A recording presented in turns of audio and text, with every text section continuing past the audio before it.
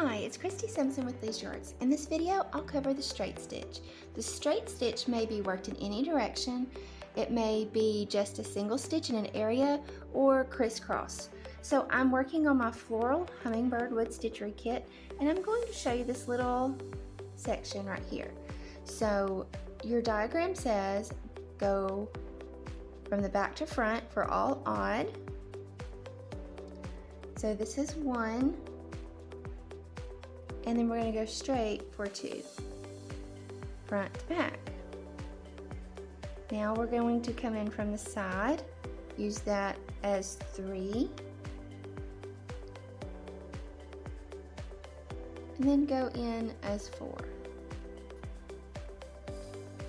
Now for the crisscross, we will do the same thing.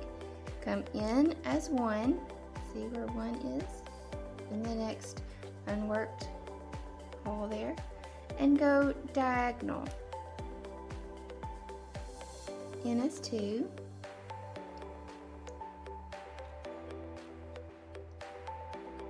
three, and 4. So that is straight and diagonal or crisscross straight stitch.